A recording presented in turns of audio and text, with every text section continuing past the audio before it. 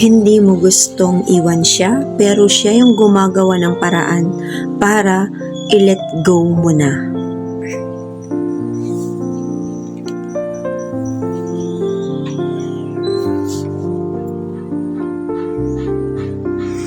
In every relationship, we really want to cherish every moment with that person. Gusto natin yung masaya lang. Pero paano kung hindi mo siya gustong iwan? Pero siya na mismo yung gumagawa ng paraan para iwan ka. Masakit lang sa pakiramdam yung ganon. That feeling na you're holding on to your promises. At dahil sa mahal na mahal mo siya, kaya gusto mo talaga siyang mag-stay. Or gusto mong mag-stay na kahit na alam mong nagiging cold na siya, still, you really want to fix your relationship. Na kahit na minsan alam mong hindi na tama, na sobra na, still, pinipili mo pa ring ipaglaban siya. Yung pakiramdam na hindi mo naman gustong matapos yung relationship nyo. Dahil nga, sobrang mahal na mahal mo. At para sa'yo, nakikipagrelasyon ka sa isang tao dahil mahal mo at siya na talaga yung gusto mong makasama hanggang sa dulo or habang buhay. Pero hindi na talaga natin mapipilit at mapipigilan ang isang taong susuko na. Dahil una pa lang alam mong lahat ginawa mo na.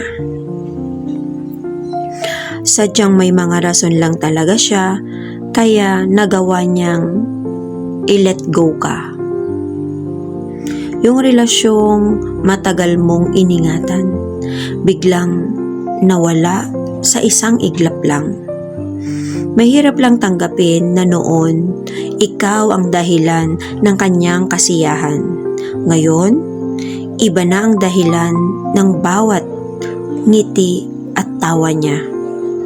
Mahirap at masakit lang marinig yung katagang masaya na siya, samantalang ikaw, siya pa rin ang gusto makasama. Sabi nga sa isang kanta, sana lagi na lang umpisa para palaging masaya. Nakakamiss kaya yung sobrang sabik pa siyang makita ka. Yung makikita mo ang ngiti sa kanyang mga mata, yung kahit sobrang corny ng jokes mo, tumatawa pa rin siya. Ramdam mo talaga yung pagmamahal niya, pero siya talaga yung gumagawa ng paraan para i-let go muna siya.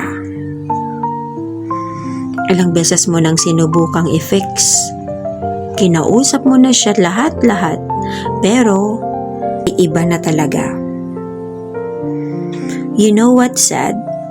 It is when the person who gave you the best memory becomes a memory. Remember that no one has the right to make you feel worthless.